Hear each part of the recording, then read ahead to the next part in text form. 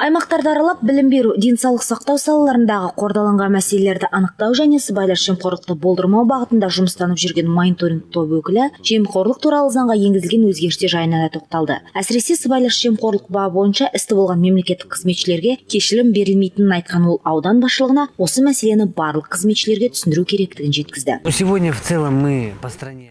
Аудан басшылығының елбасы саясатын қолдайтындығы және жемқорлықты жоюға әркез көмек көрсетуге дайын екенін қуантады. Мақсатымыз ел дамуын тежейтін кеселді жоюда бірлескен іс-қимыл жоспарын құрып, жергілікті басшылардың осы істі қалайша жүзеге асырып отырғандығымен танысу және тәжірибе алмасу. Әрине, бірден барлық мәселе шешу мүмкін емес, бірақ бірлесе барлығын жеңе аламыз.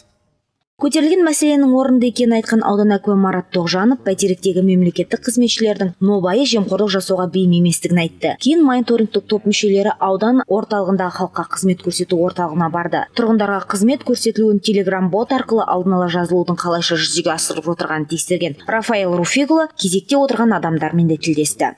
Бұдан соң аудандық полиция бөліміне барған топ мүшелері құқық қорғаушылардың жұмысымен де танысты. Ел азаматтары қиын жағдайға түскен кезде алдымен полицияға жүгінетінін айтқан Гасанов, аудандық полиция бөлімінің басшысы Сұлтан Шалдарбековке келген адамдардың көмек алуына ешқандай кедергі болмауы керектігін жеткізді. Сондай-ақ ішкі істер бөліміне бірнеше жыл бұрын ашылған полиция бөлімінің кіші шетел басқару орталығының жұмысы туралы да мағлұмат берілді. Полиция бөлімінің басшысы Шалдарбековтың айтуынша, осы орталықтың көмегімен қазіргі таңда біраз құқық бұзушылық анықталған. Сондай-ақ бір аса ауыр қылмыс ашылыпты. Одан әрі Бәйтерек колледжіне барған мониторинг топ мүшелері оқу орнының жай-күйімен танысып, онлайн форматта білім беруге көшкен колледждің оқу үрдісін қалайша ұйымдастырылып отырғанын бағамдады. Бүгінде білім беру нысанында 300-ге жуық шәкірт білімді қашықтан алуда. Әрине студенттер бар, яғни интернеті жоқ, немесе компьютері жоқ студенттер, олармен жеке жұмыстанып, қағаз түрінде немесе компьютер беру арқылы жұмыстар атқарылуда.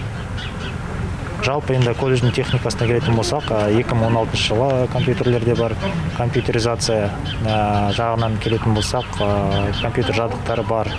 Ендігі кезекте интернет желісі бойынша кішкене ақаулар болды. Соңғы кезде қазіргі уақытта радиотелемост деген тарифпен қосылып 20 мегабит секунду сондай тарифке қосылып жатырмыз. Сондай аудандағы мектептерді аралау барысында бірқатар кемшіліктер мәлім болды. Білім ошақтарында тепловизорлар істен шыққан, алайда бұл мәселелер тез арада шешіледі. Айнұр Төлеуғалиқызы, Нұрлан Кунашев, Александр Грабарев, ТДК 42 телеарнасы.